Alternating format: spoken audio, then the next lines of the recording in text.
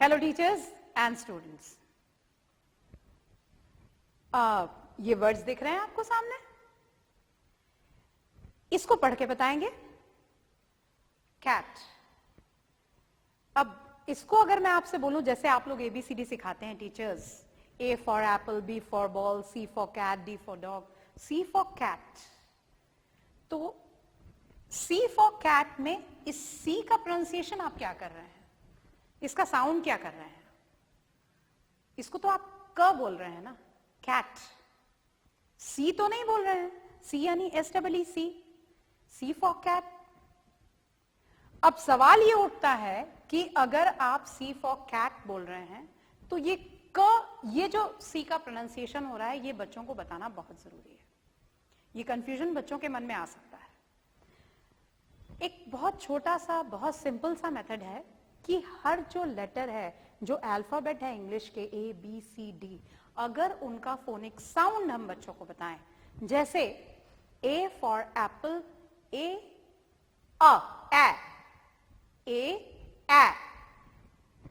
जब आपने बता दिया ए, ठीक है, बच गया PPLE, एप्पल। जब उसको पता चल गया बच्चे को कि ए का जो फोनिक साउंड है वो ए है, तो वो बिल्कुल करेक्ट प्रोनाउंस करेगा एप्पल।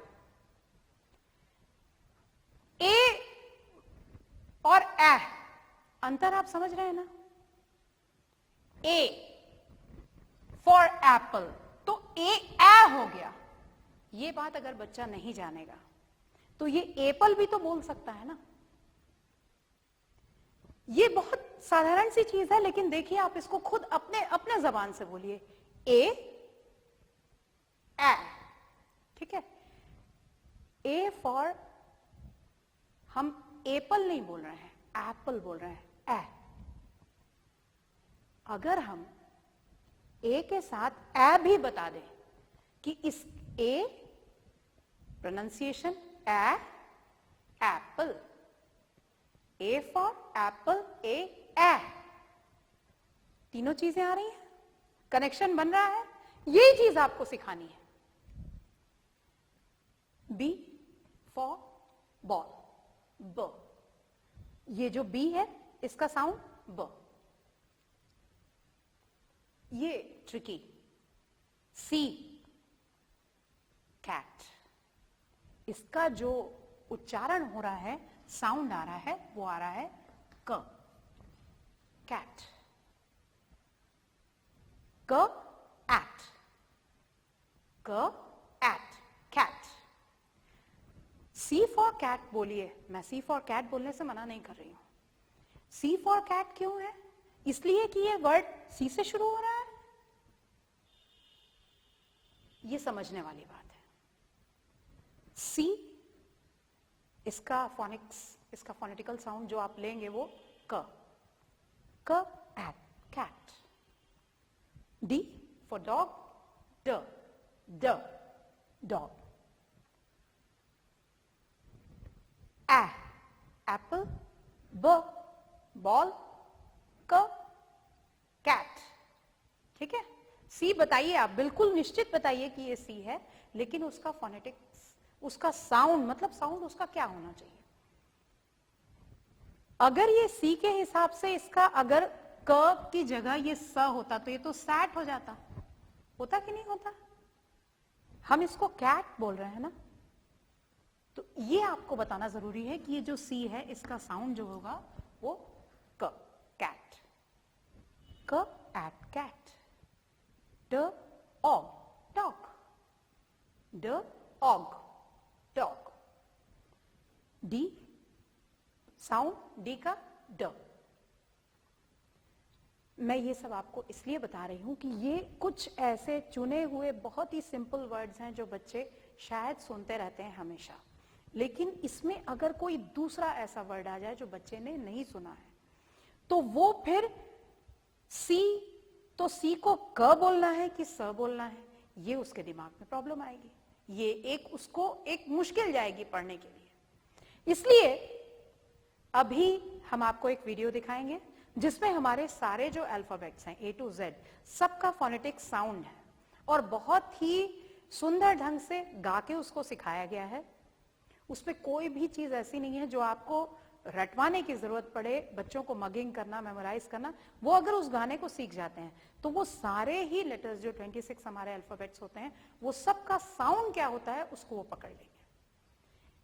मेरी आपसे अपेक्षा ये है टीचर्स, उस सॉन्ग को सुनिए 2 बार 3 बार, बहुत छोटा सा सॉन्ग है, और उसको फिर क्लास में उसके साथ साथ बच्चे गाएं, और कम से कम 10-15 दिनों तक, जब तक वो बच्चे उस साउंड को ना पकड़ ले, डेली आप क्लास की शुरुआत उस साउंड से कीजिए। जो वो पूरा सॉन्ग है जिसमें 26 अल्फाबेट्स के जो साउंड बताए गए हैं, आपको एक बार, आप 2 बार 4 बार सुनेंगे, वो आपको याद हो जाएगा।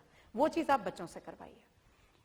कई पर्पसेस एक साथ सॉल्व होंगे, एक नए शब्द से बच्चे का परिचय होगा, स्पेलिंग्स, और सबसे जरूरी चीज है फोनिक्स, जो इसका साउंड वो बच्चे सीखेंगे। आज जो चीज आपके यहाँ बोर्ड पे दिखाई पड़ रही है, सिंगल लेटर फोनिक्स, हर एक लेटर का जो फोनिक्स होता है उसका साउंड जो होता है, कैसा वो उच्चारण, कैसे वो लेटर क्या बोल रहा है, वो लेटर क्या बोल रहा है, एक्चुअली हम ये बताना चाह रहे हैं। जैसे सी जो है ये क बोलता है, डी जो है ये ड बोलता है, बी ब, ए